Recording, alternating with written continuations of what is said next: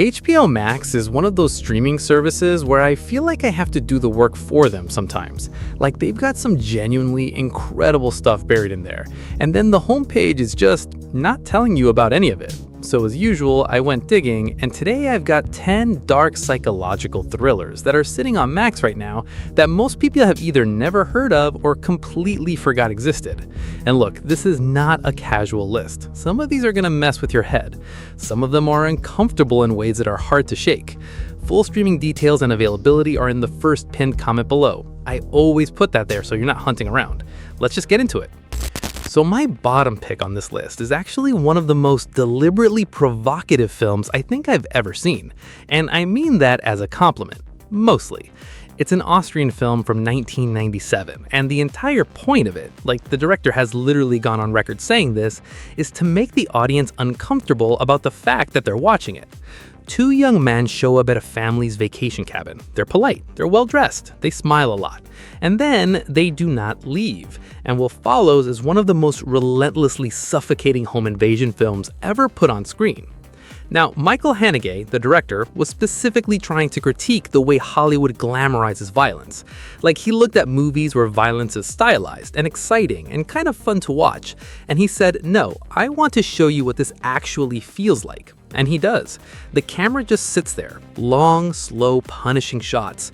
No dramatic score telling you how to feel, just a situation unfolding and you watching it. Some people find it heavy-handed. I get that.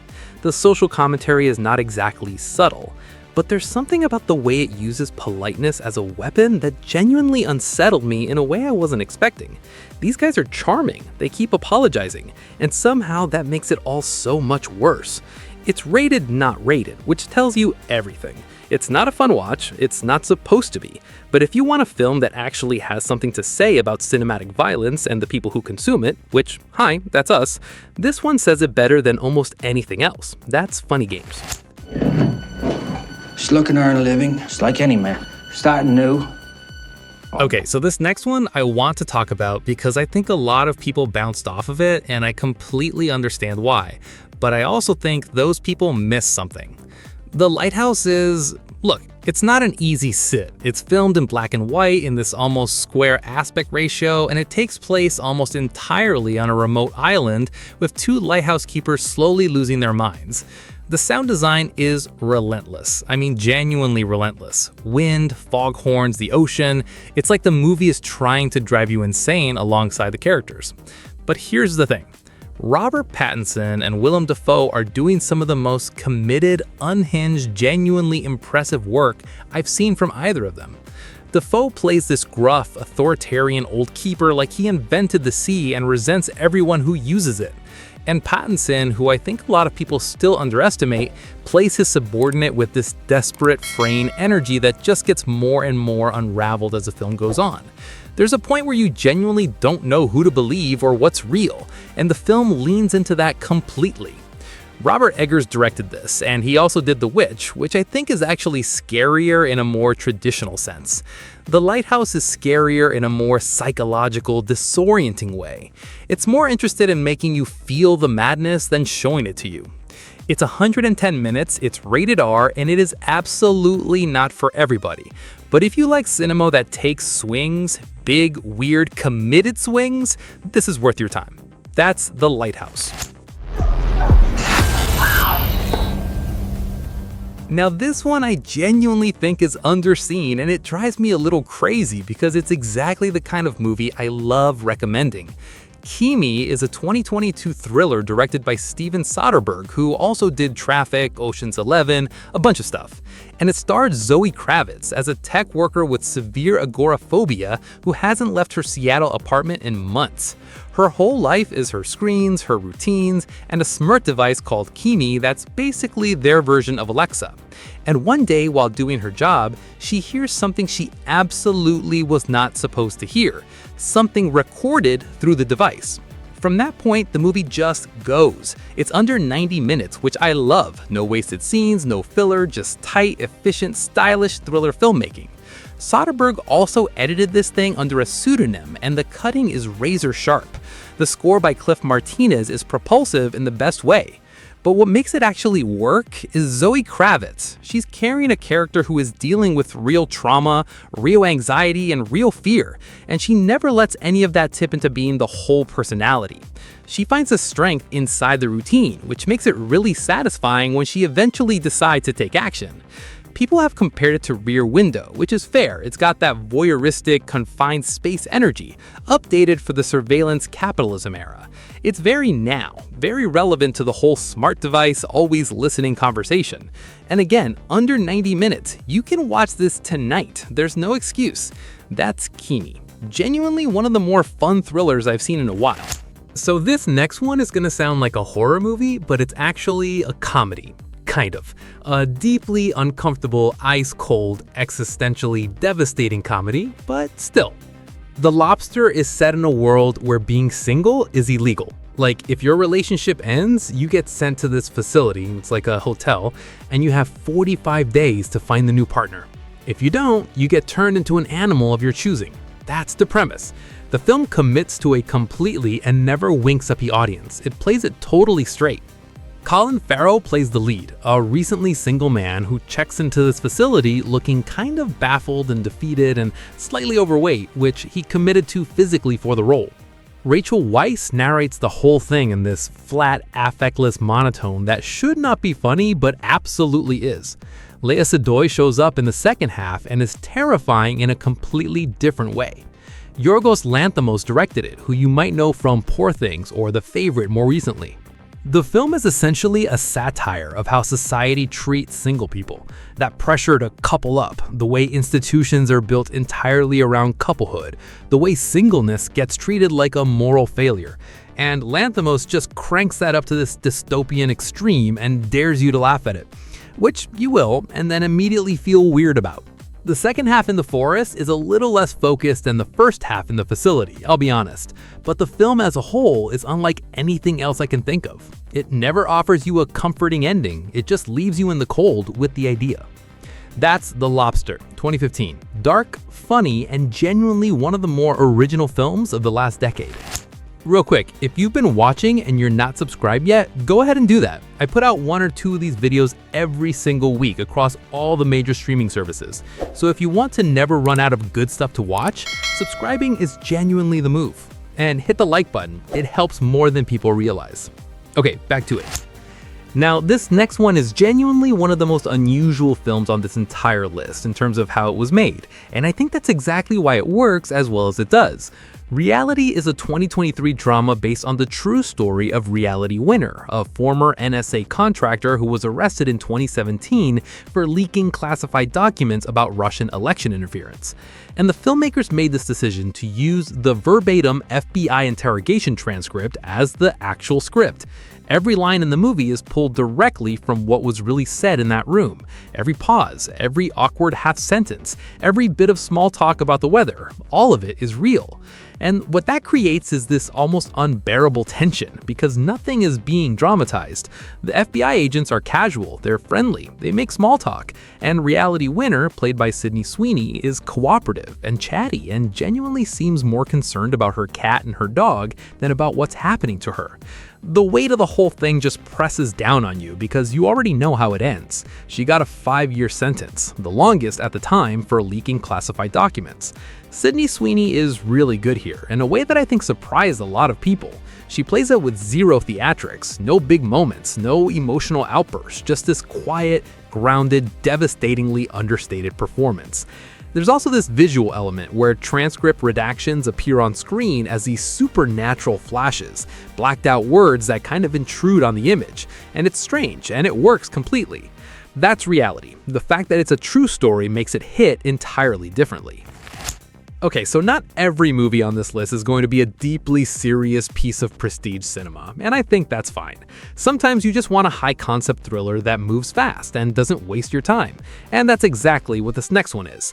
Flight Risk is from 2025. Mel Gibson directed it, his first time behind the camera in nearly a decade. Mark Wahlberg plays a charter pilot flying a U.S. Marshal and a government witness from rural Alaska to Anchorage, and fairly early on, the 2 passengers figure out that their pilot is not who he says he is. That's all I'll say about the setup. Once that reveal happens, the film becomes this contained, pressurized standoff at altitude with very limited options and a lot of tension about the fact that nobody on board actually knows how to fly the plane. Is the dialogue great? Not always. Wahlberg spends a chunk of the film incapacitated, which actually reduces the fun a bit because he's clearly the main draw here. When he's fully in the scene, doing this weird, slightly unhinged, weirdly childish thing with his character, it's genuinely entertaining. He commits to it in a way that kind of carries the whole film. It's 90 minutes, it's not trying to be more than it is, and honestly, there's a place for that. It's a perfectly solid thriller for a night when you want something fast and slightly unhinged. That's Flight Risk. Go in with the right expectations and you'll have a decent time. Now, this one, look, I have complicated feelings about this movie, because there's a version of it in there that's actually kind of fascinating, and then there's the version that actually got made, which is more of a mixed bag. Glass is a sequel to both Unbreakable and Split. M. Night Shyamalan bringing together characters from both films into one story. The core idea is genuinely interesting, a psychiatrist who specializes in convincing people that their extraordinary abilities aren't real. That's a compelling premise. It's asking whether society pathologizes greatness rather than celebrating it, which is a real question worth exploring. And then James McAvoy shows up, and he is absolutely magnificent, switching between something like 20 different personalities with such specificity and commitment that every scene he's in becomes the best scene in the film. He is carrying a significant portion of this movie on his back and doing it effortlessly. The problem is the surrounding film. It meanders. The hospital setting is visually flat and uninspired. There are scenes that feel like they're retreading the prior films rather than building on them. Samuel L. Jackson has this great character who doesn't really get activated until the back half. And the ending is going to divide people. I'll leave it at that. It's not a bad film, it's more of a frustrating one. The ambition is there, the execution is uneven. Unbreakable is still the best of the trilogy by a significant margin, but Glass is worth watching if you've seen the first two. That's Glass. James McAvoy alone is worth the time. Okay, complete tonal shift. This next one is just a genuinely fun ride, and I think it's gotten a little overlooked in the years since it came out. Limitless is about a struggling writer, played by Bradley Cooper back before he was quite the name he is now, who gets his hands on a mysterious pill that essentially unlocks his full cognitive potential. Perfect memory, accelerated thinking, the ability to absorb and connect information at an almost superhuman level. And then he uses it to become rich, successful, and interesting in about a week. Now, the film is not exactly deep. There's a subplot that doesn't fully resolve, and the third act gets a little messy. But the experience of watching it is so enjoyable that I've always been willing to forgive it almost anything. Director Neil Berger does these really inventive visual tricks to show you what Eddie's enhanced perception feels like. The colors change, time moves differently, his eyes literally look different. And it creates this kinetic, stylish energy that keeps the whole thing moving. Robert De Niro shows up as this powerful Wall Street executive who essentially hires Eddie as his personal genius. And their dynamic is fun, even if the film doesn't quite do enough with it. Abby Cornish plays his girlfriend, and she's good in a role that doesn't give her nearly enough to do. But Bradley Cooper is genuinely charismatic here in a way that holds the whole thing together. He's convincing as a loser, he's convincing as a winner, and the transition between the two is the film's best sequence. It's a good time. That's Limitless. Now, this one came out in 2024, and I think it's one of the more quietly interesting films I've seen in the last couple of years. And it's very much a film that sneaks up on you. Sebastian Stan plays Edward, a man with a significant facial disfigurement, who undergoes an experimental procedure to completely change his appearance. And the film's whole thing, its entire engine, is this idea that changing the outside doesn't touch what's on the inside. He has a new face, he has new looks, he is still completely, undeniably himself. Same fears, same insecurities, same quiet need for something he can't name. Stan is great here, and I think this is some of the best work he's done. He reportedly walked the streets of New York in the prosthetic makeup just to understand how his character moves through the world. And you can feel that in his performance even after the transformation. The posture, the halting speech, it all stays. The film is shot on Super 16mm, which gives it this gorgeous grainy texture. It looks like a memory almost, like something from a 70s New York indie film. And there's this dark, absurdist humor woven through it that keeps it from becoming oppressive. Adam Pearson co-stars as a man who has the same disfigurement as Edward's original face, and didn't change it. And he is magnetic in a way that makes Edward's whole journey feel even more complicated and interesting. It's a film about identity and self-deception and the stories we tell ourselves about what we need to be happy. And it lands those themes without being preachy about any of it. That's A Different Man. Underseen, really worth your time. And my top pick on this list is a film that I don't think gets brought up nearly enough. And it's a genuinely difficult one, but it's also one of the most carefully, compassionately made films I've seen on a subject this serious. The Tale is a 2018 drama written and directed by Jennifer Fox, and it's based on her own experience. Laura Dern plays a documentary filmmaker who goes back and re-examines a period from her childhood, a summer she has always thought of as formative, even romantic, a summer she was proud of. And then her mother finds an old essay she wrote as a child, and the re-examination begins. What this film does that is so precise and so gutting is show you how memory protects us, how a child's mind can take something harmful and reconstruct it as something beautiful, something chosen, something to be proud of, because that's the only way to survive it. And watching that narrative slowly crack open as the truth becomes unavoidable, it is a lot. The storytelling is non-linear in a way that actually mirrors how memory works. Fragmented, reinterpreted, visually distorted. There's a moment where a photograph reveals something about the character's age and it lands like something physical. Laura Dern gives a performance that is restrained and layered and genuinely extraordinary. And the film resists a temptation to make this a cathartic revenge story or a confrontation narrative. It's messier than that, more honest. The ending is ambivalent in a way that feels true.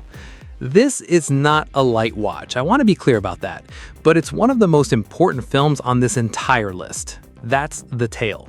Watch it when you're ready for it. And speaking of films that mess with your head in the best way possible, the next video up is one I'm really excited about. We're talking about 6 films that don't just twist your expectations, they completely break your sense of reality.